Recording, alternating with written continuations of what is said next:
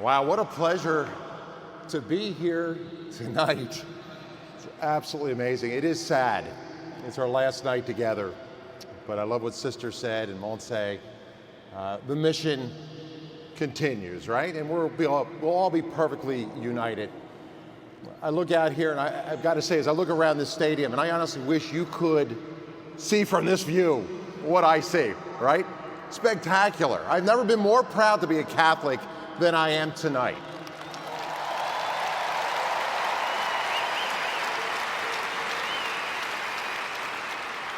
You know, the reason I say that is because I really believe change is coming.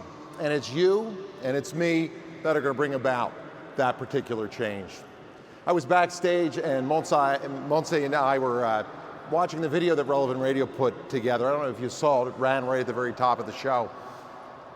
And what inspired me was how many good organizations and people are on the front lines making a difference.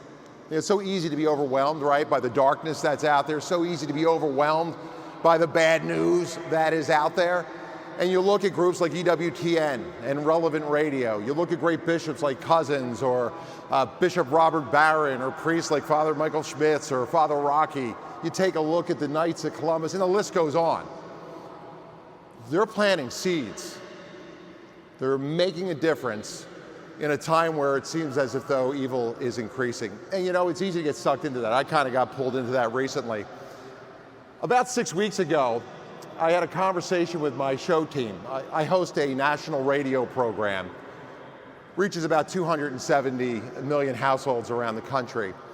And I do a current event news-driven show. So what I do is I look at the biggest issues of the day through the eyes of our faith, and I also pray in the middle of it.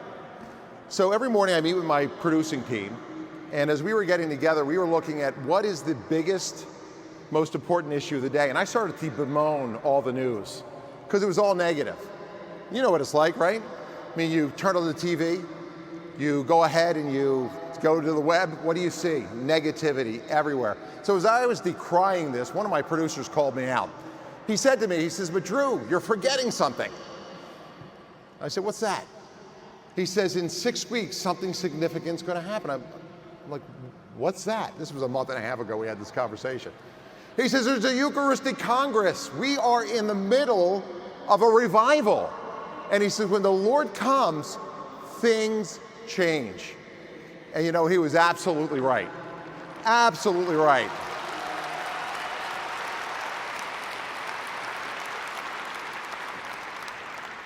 You know, St. Paul tells us in Romans 5, right, that as evil rises, grace abounds all the more. That the gates of hell will never prevail against the Catholic Church. You and I are on the winning side.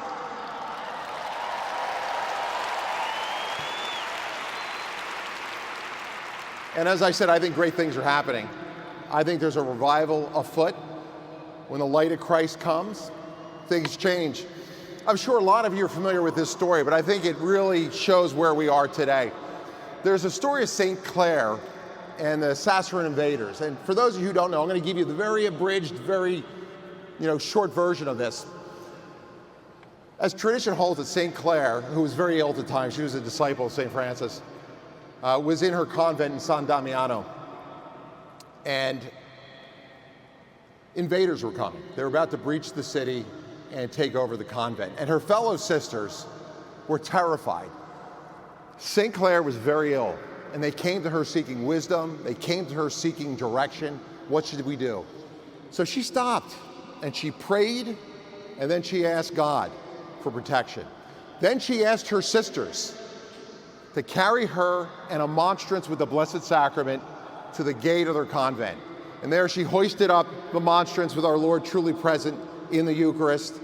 And they say that those invaders, when they saw St. Clare and they saw the Eucharist, they were stricken with fear and they were in awe.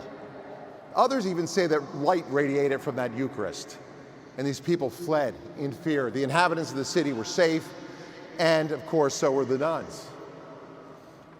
But that story resonates with me because that's where we are today. It seems as though evil is rising. It seems everywhere you go. I cover the news. And I look at this stuff, I say, how are we ever going to win the battle when it comes to life in this country? How are we going to win the battle when it comes to sexuality and the warping of it and all the other issues that we have? One way, and that's with the Eucharist. And I think that this conference today is a pivotal moment for us as Catholics. I was given a presentation earlier in the week, and I was behind stage with a very holy bishop that I have a lot of respect for. And this particular bishop, I was talking to him about the events of the world and most importantly, this revival. He confided something to me. He says, Drew, a fellow bishop of mine said that he never thought he'd see in his day the vision of John Paul II, this new springtime in the church.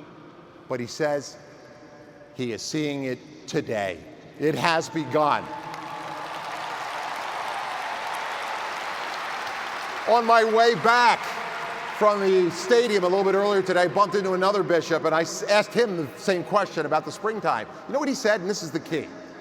He says that in springtime, we plant seeds. And that's what we're doing here today, aren't we? We are planting those seeds, but we have to water them with our prayer and with our sacrifice. And we have to do what St. Clare and all the great saints have done. We've got to embrace the Eucharistic Lord, make him center to our life, and if we do, I guarantee you, you're going to see conversion, not only in your life, but in that of your family.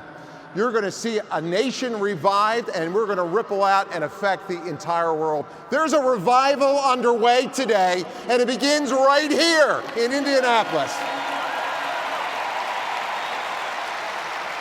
I'll be praying for you. Love our Lord. Let the light of Christ guide your way. God bless you. Have a great night.